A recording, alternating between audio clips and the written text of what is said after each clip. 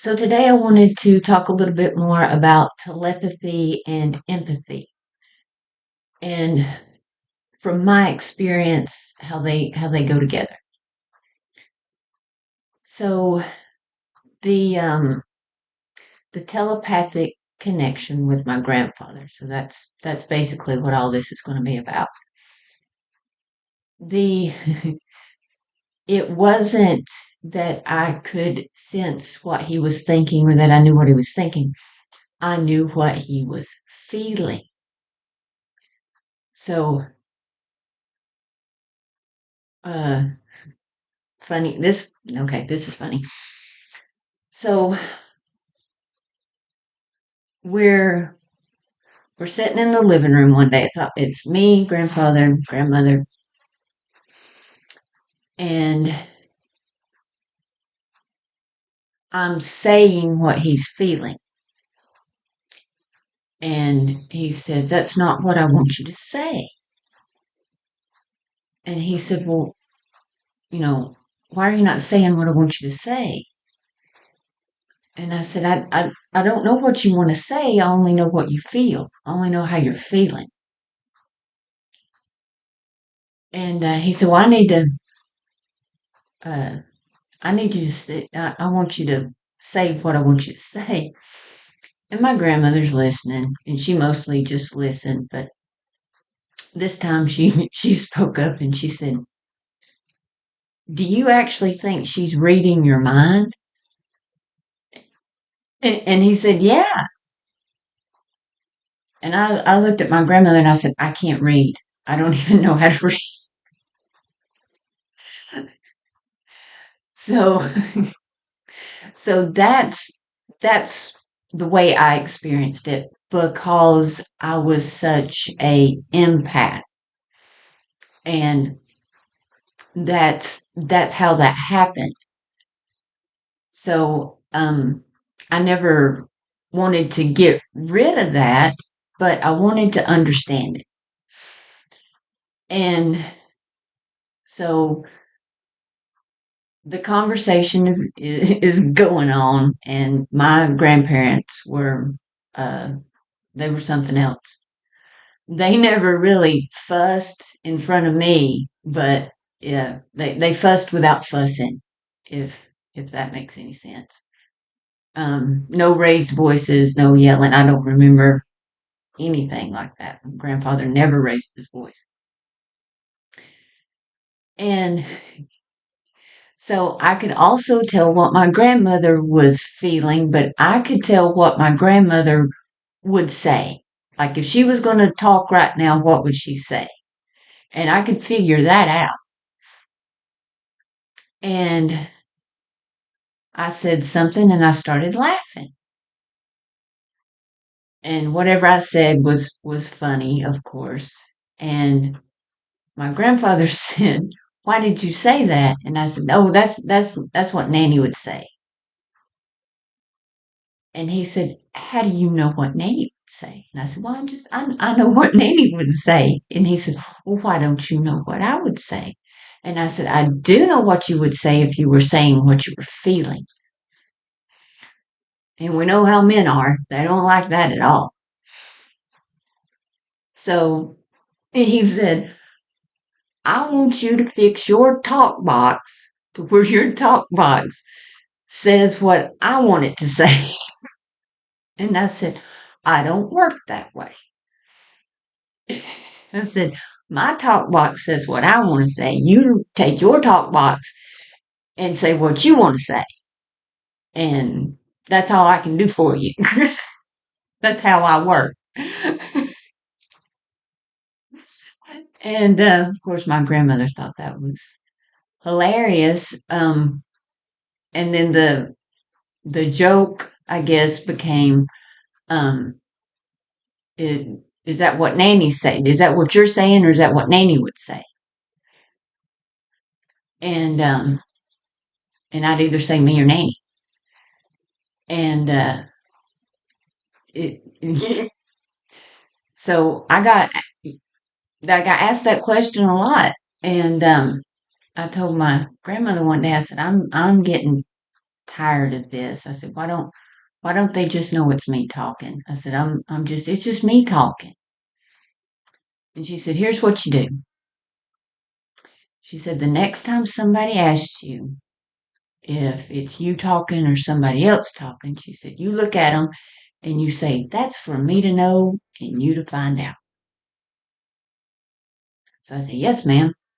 So that's what I started doing when they started asking me that. That's for me to know and you to find out. Because I got tired of getting asked the question and I was stubborn and I was actually fairly intelligent. And so that's what I started doing. It worked.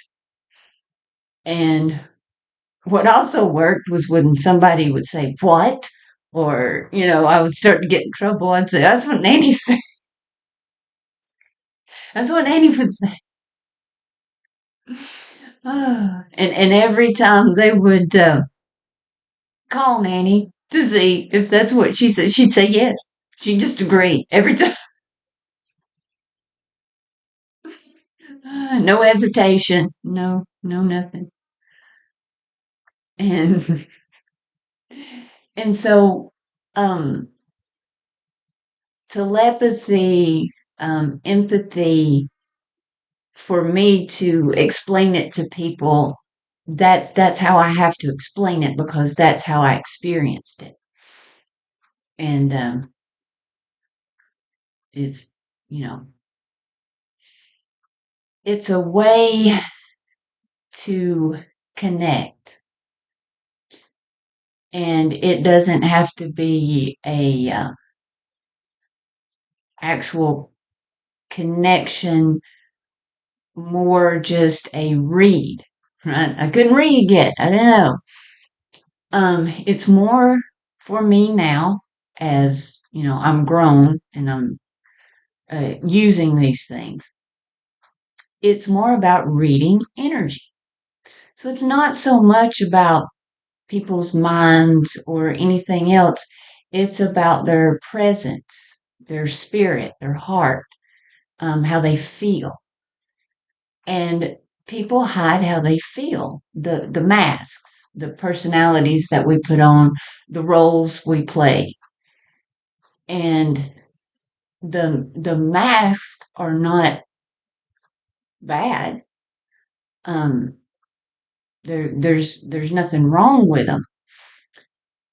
But what's happening, I feel like, in the world today is more people are becoming, uh, what is it? Empathic. Can't even think of the word. Empathic. They're maybe don't identify as empaths because a very small part of the population actually identify as empaths. And I thought that was odd. But I think what's happening is empathy is being cultivated and more people are tuning into it, that intuition, that gut feeling. And it's causing, um, it's causing a little bit of communication problem, because we all communicate in a way telepathically, I feel, especially if you're intuitive or if you've got really good intuition. So what's happening is when people's thoughts or emotions or how they're feeling and how they're either acting or saying or whatever, when that doesn't line up, people notice. And it's not necessarily a bad thing. People are just masking, they're picking their personality and they're doing, the best they can.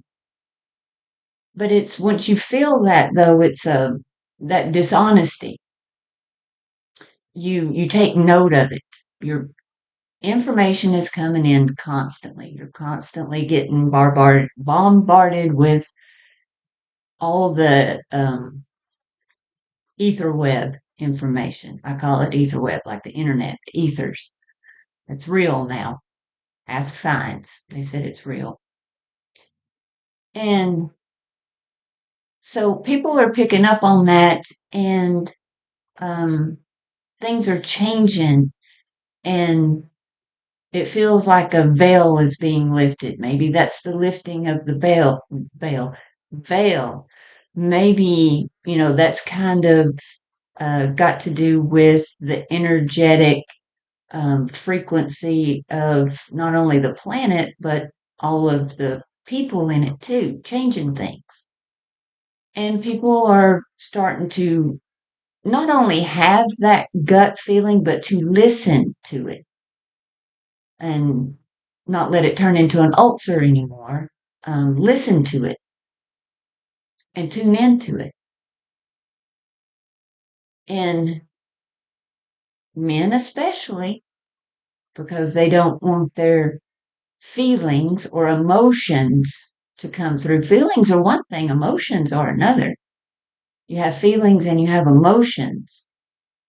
And so when you're communicating with a face that has to show emotion, or people won't think you care, that's um you're tricking yourself into the mask. You're playing a part, playing a role.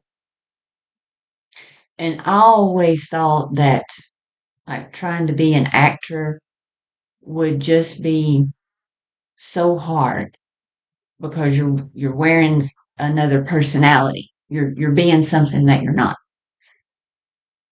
But it's really easy to act like you're something you're not as long as you remember who you are. And I guess that's how they cope, right? Or I don't know. I've never tried it.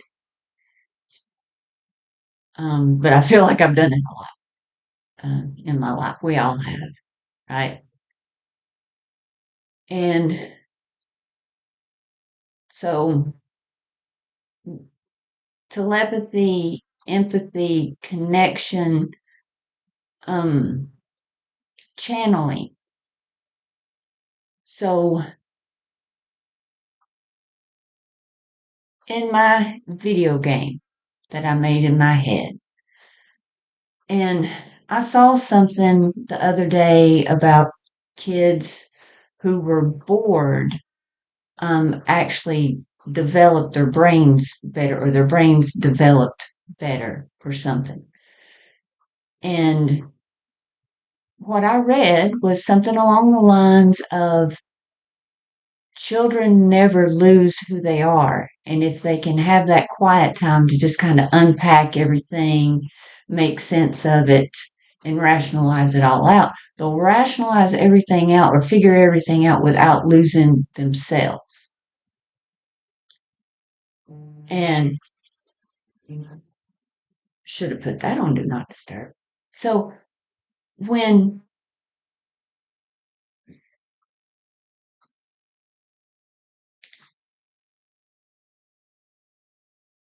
when people are, let's say, the phone screwed me up big time. All right.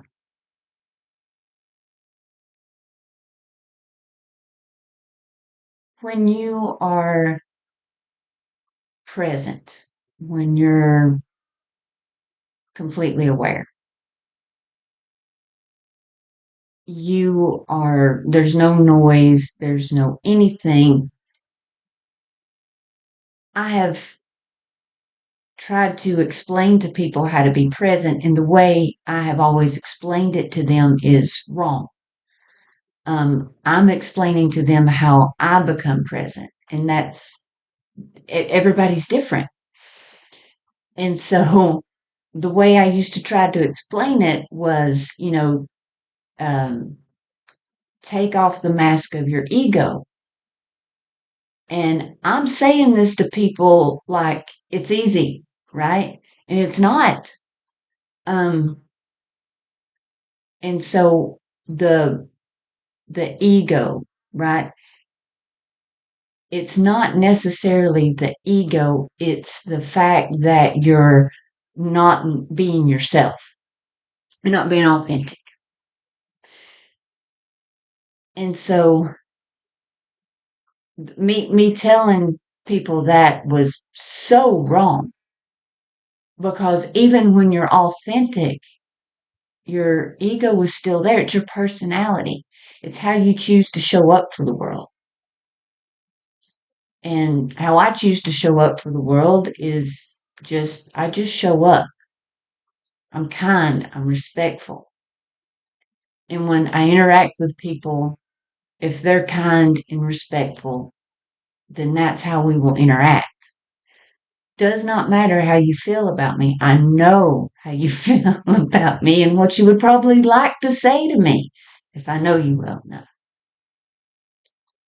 But that's not how I'm going to interact with you because you're choosing to show up for me with kindness and respect. And so that's how I navigate being an empath. I don't use telepathy. I don't use anything. I just choose to show up a certain way and allow other people to show up for me the way they want to show up for me. I don't try to change how they show up for me. Um, but that is where I got very confused for a little while with myself because I thought that the reason that I wasn't communicating was because I didn't understand other people.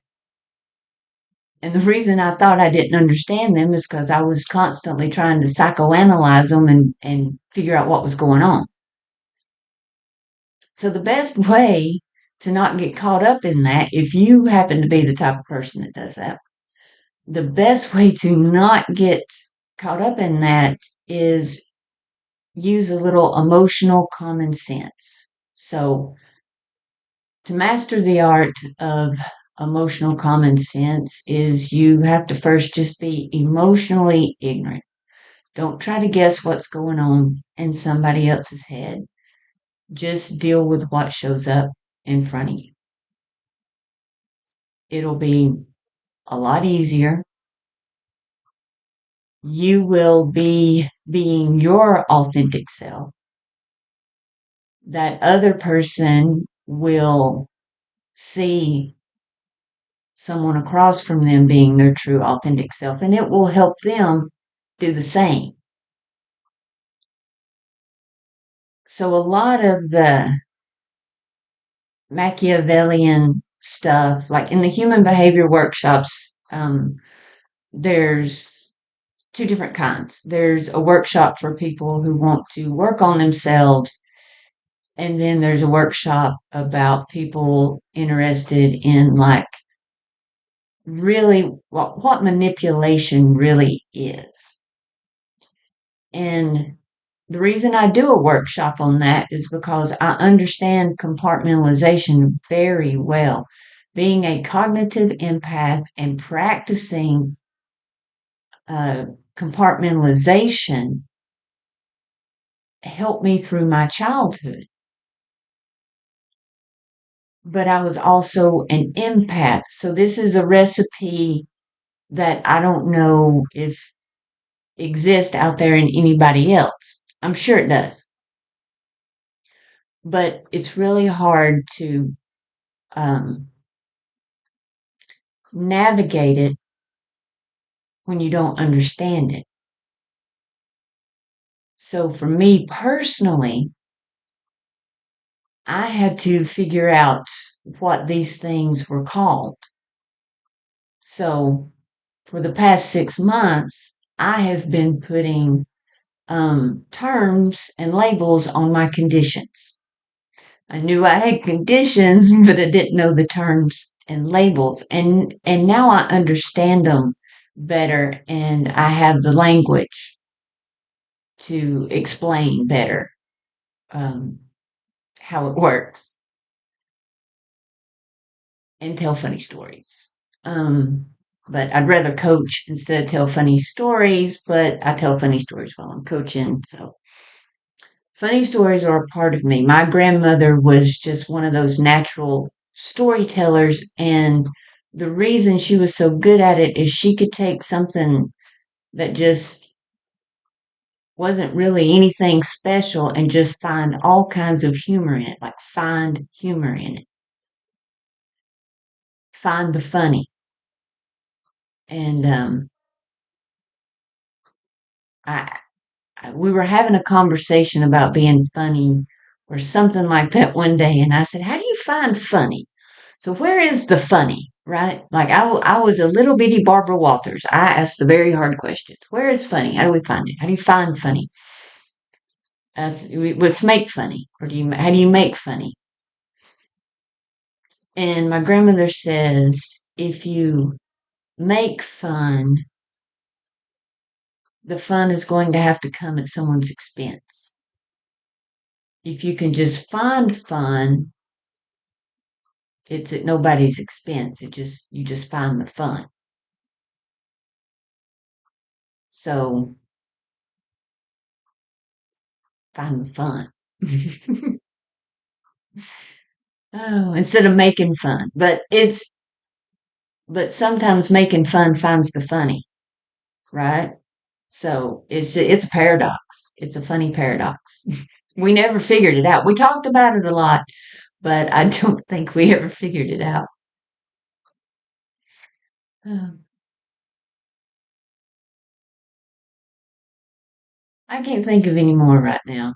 If I tomorrow, I'll do some more. I'll think of something else. I was only going to do these when I thought about doing them, but now I think I'll just do one every day. And oh, so I thought I fixed the window and the lighting, but obviously not because I saw it flicker in and out a bunch while it was filming. But uh, Aunt Pat done told me to fix my lighting, and I didn't do it. So I'm gonna try to get that fixed before tomorrow and get a plant. Till next time.